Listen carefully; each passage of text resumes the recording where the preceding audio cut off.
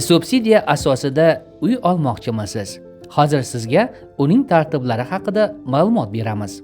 Ipoteka kreditlari bo'yicha subsidiya daromadi yuqori bo'lmagan va uy-joyga ega bo'lmagan 18 yoshdan 60 yoshgacha bo'lgan O'zbekiston Respublikasi fuqarolariga beriladi. Bunda asosiy mezon quyidagicha. Ariza beruvchi va uning turmush o'rtog'i va yaqin qarindoshlarining umumiy o'rtacha oylik daromadlari mehnatga haq to'lashning eng kam miqdorining 2,7 barobaridan 8 barobargacha, ya'ni hozirgi kunda 3,431,700 so'mdan 10,168,000 so'mgacha bo'lishi.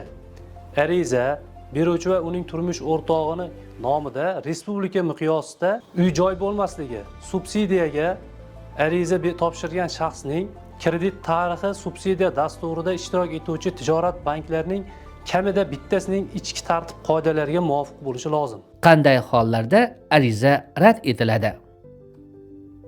Taqdim etilgan arizada ko'rsatilgan ma'lumotlar ijtimoiy mezonlarga mos bo'lmaganda, taqdim etilgan ma'lumotlar noto'g'ri yoki soxta bo'lganida, mas'ul tashkilotlar xulosalariga asosan 30 balldan kam ball to'planganida, ilgari ipoteka kreditlari bo'yicha subsidiyadan foydalangan yoki turmush o'rtog'i nomidan takroran murojaat etilganida, joriy yilda hudud uchun ajratilgan subsidiya soni tugaganda, ariza beruvchi va uning yaqin qarindoshlari o'rtacha oylik daromadlari miqdori belgilangan me'yorlarga mos kelmaganda. Hurmatli fuqarolar, Uychi tumanida 2025-yil mart, iyul, oktyabr oylari davomida 2000 dan ortiq talabgordan 394 nafariga ijobiy xabarnomalar berilgan.